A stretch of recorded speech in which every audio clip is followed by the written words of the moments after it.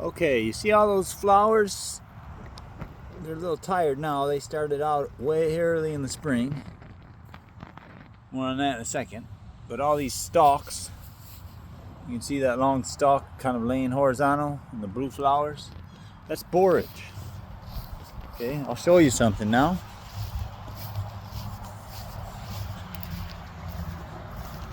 This is also borage. Hasn't flowered yet. We got some that are about to start. That one. Another one. I just pulled most of it the other day. That's borage.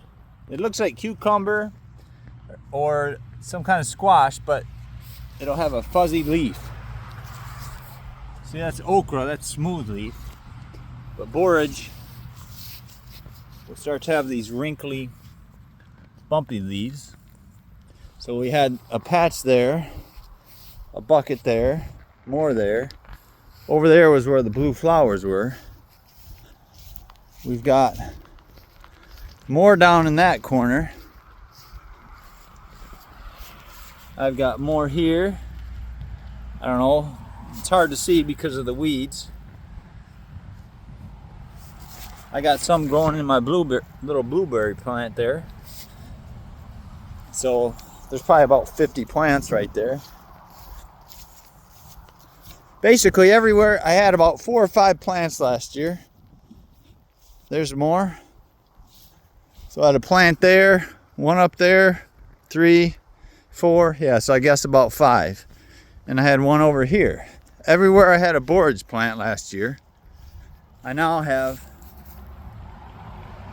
oh, there's a good example. I now have volunteers. And the thing about borage, a quick Google search will tell you, or if you know people who have experience with it, borage is very healthy, provides lots of vitamins and minerals. Sorry about that, I'm just goofing around trying to get my sandals back on. It provides lots of vitamins and minerals. The taste is pleasant, kind of a mild flavor. Reminds a lot of people of cucumber. You can eat the flowers, the stems, and the leaves, so essentially the whole plant. Maybe even the roots if you got them clean enough. I don't know about that, but the leaves, stems, and flowers you can eat. And there, maybe a dozen plants there, at least a dozen there. I don't know, 30 or 40 over there. This bed where my beans were, that's where most of those transplants came from, but there was probably 100 plants here that have either been transplanted or weeded. And then there's about 100 plants over there, so that's the other part about borage. It's very prolific. I didn't plant 99% of it this year. I didn't plant. It just came up on its own. All I've done was transplant it. And as you can see, when you transplant the small plants, they do pretty well.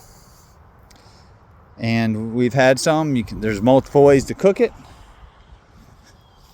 And it's just a great, if you don't have borage in your garden, if you want something that you can just, oh, one more thing. Apparently it's the kind you can cut and come back. So I could cut these leaves, eat them, and then the plant will just regenerate. So you don't have to pull the whole plant. You can just cut, much like you would maybe lettuce or spinach. Harvest what you want, eat it, and then leave the plant there. But if you want something that's super easy to take care of, is a super strong grower, self-seeder, and it's easy to see, so it's not like a weed that's going to take over your garden. If you don't want it, it's easy to see and pick out of there. No problem at all. But borage is something you should look into.